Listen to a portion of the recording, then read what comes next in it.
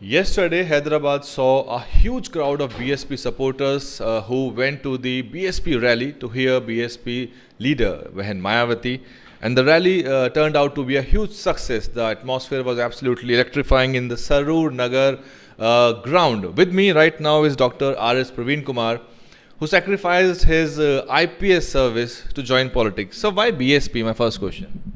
The BSP is the only party which can take care of all the exploited sections in this country, and there is no other party so which is like BSP. That's the reason why I joined BSP. But you had better parties with better. Your personal career would have been better in other parties.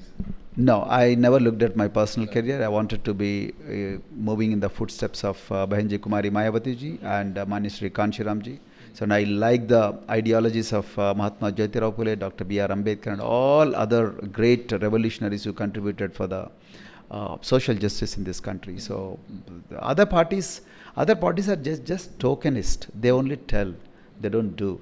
They only show, but they don't have the interests of poor people in their hearts. So they just legislate, but they never implement. So such parties, they want to keep power unto themselves. They always live in mahals, but they never go beyond the walls of their mahals. And then they're just fake parties. You have travelled across the length and breadth of Telangana by now in your Bahujan Rajadhikari Yatra. How is the response of people, and what people exactly talk about Behan Mayawati? How do they look up to her? Because there is a language barrier. When people come to listen to her speeches, they really don't get what she is speaking, but they are exhilarating. See, sometimes, to get inspired, you don't need to have a language. Right. So language, just words are not just language. Sometimes the very image is a language. The gestures are language. So Behenji has such a great aura around herself because of her 40 years of struggle for social justice. And even after Manishri Kanshiramji's demise, sad demise, so Behenji continued her struggle. So and then it is 40 years of struggle. So people are just inspired, awed by her great work, and awed by her stubbornness for the cause and the fortitude. So people, of course, language matters, but language beyond a point doesn't matter. So your stature matters. So stature, the credibility and the image, that matters. I think people of Telangana, they see Behenji like savior of the masses. So that's the reason why when I went to villages in Telangana and in the name of Yatra, so I have been touring Telangana for the last 213 days continuously.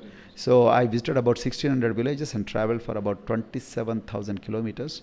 And then everywhere people are really excited. And yesterday you could see all those people, they came voluntarily. Unlike the exploitative parties like Congress, BJP and others, they pay money to the people and then they tell fake stories and then they lure people to their meeting grounds. But yesterday people came voluntarily. So without love, affection, conviction, commitment, and the respect for the leader, they don't come like that. How do you see KCR government's performance? They've been making tall claim regularly because this is election year.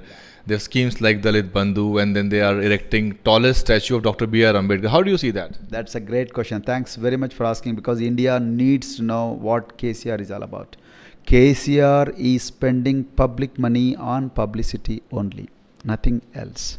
Whether it is Dalit Bandhu, whether it is the industrial policy, whether it is a welfare policy, whether it is secretariat, or whether it is 125 feet Ambedkar statue, it's only to grab the votes of people, but not to share the prosperity with the people. So there is a difference. So he wants the votes of people to keep himself perpetually in power. So his family, then his grandson, great-grandsons, they should sit in the power. None else should enjoy the power. So KCR is spending money on publicity. That's why India needs to know that this man has no interest to serve the country and implement the constitution written by Dr. B.R. Ambedkar. He has only is showing the statue of Ambedkar.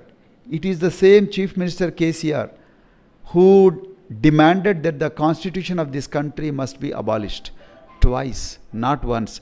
Twice he has said that. Yesterday our Supreme Leader Behenji Kumari Mayawati ji also has mentioned KCR is not serious, not just about Dalit issues, no issue. He has sold the question papers in public service commissions. He has not visited even a single school in the last 9 years. He has not come to Chief Minister's office even for once in the last 9 years. He has been operating from his camp office only.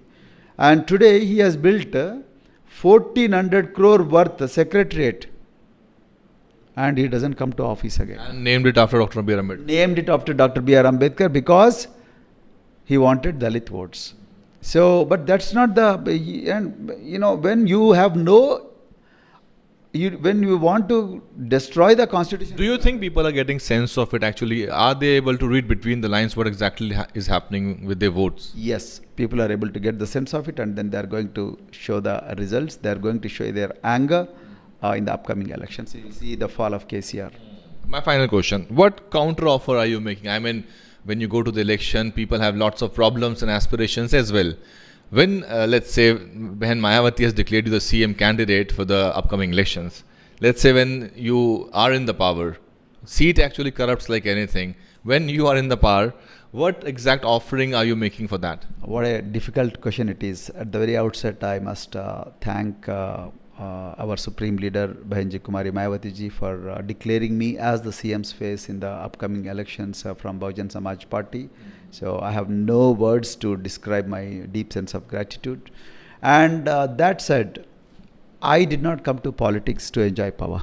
So I was an IPS officer for 26 years, so I know how power operates. So power is not new to me. So, but today I have come here to politics to make people powerful.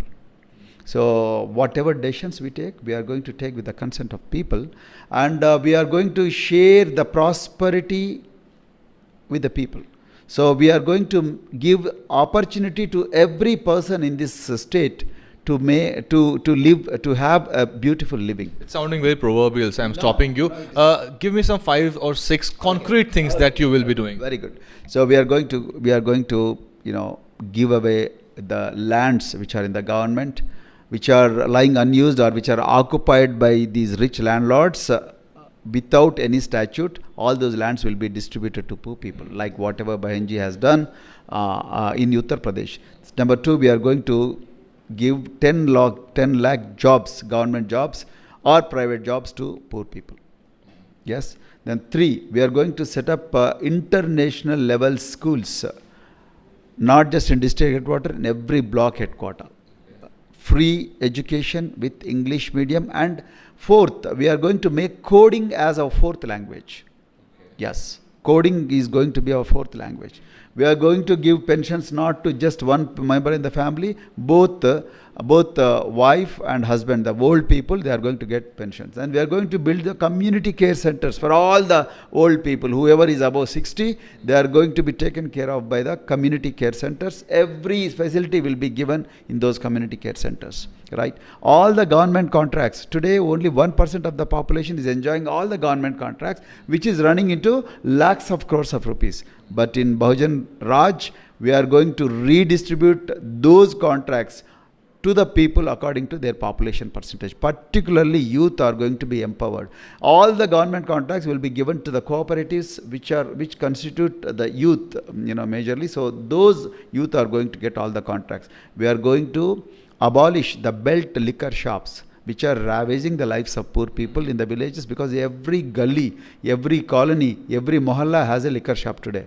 So all those liquor shops have to be, they are going to be banned in Bahujan rule, because they are ravaging the lives of women particularly. So we are going to restrict the sale of liquor in this state. Similarly, we are going to take care of the tenant farmers, because in Telangana has seen 8,000 suicides of farmers, of which 6,000 farmers are tenant farmers.